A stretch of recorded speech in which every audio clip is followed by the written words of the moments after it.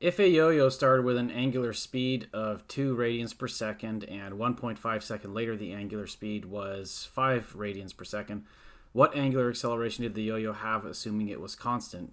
Something you might have noticed with the way I read that there is, it actually says like 2 seconds to the minus 1 or inverse seconds and 5 seconds to the minus 1 or inverse seconds, but I just said radians per second, and that's perfectly okay, and it's pretty conventional to, on the other hand, write that, especially in physics, to just write that as seconds to the minus 1 because the radians unit doesn't really hold any dimensions to it. So in that sense, if I were to apply some symbols to this, omega naught would represent the initial angular velocity. So that's that 2 radians per second. But again, I'm going to write that way, right?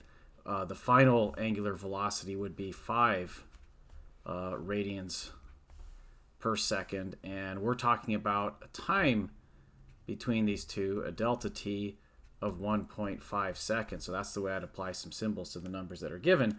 And since we're asked what the angular acceleration is, this is something I can just apply the definition of angular acceleration to and say, well, it's delta omega over delta t. Hopefully everyone remembers this is omega and not w, right? Even though sometimes if you write it quick, they can look the same, but never say w is what I want to say, right? Try to avoid saying w because it's the Greek letter omega.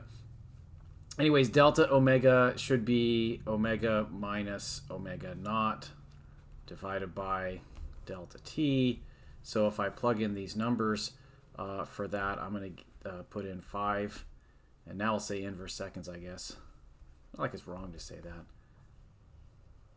In that sense, the radian is kind of a weird thing. You can say it when you want to or include it when you want to, and since it has no dimensions, you can remove it when you want to. Let's see. Should I use a calculator for this? I don't know. 5 minus 2 is 3 over 1.5 I think is 2, right? How do the units work out on this, though? Because we have like a common unit for the top of this fractions, the two terms there of inverse seconds, and then that's divided by seconds. So it's kind of like 1 over second over second.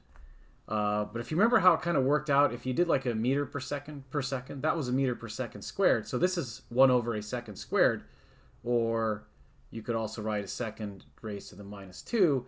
But you could state this verbally as 2 radians per second squared if you wanted to. So that's the answer I'm reporting for this one. And there it is, 2 radians per second squared.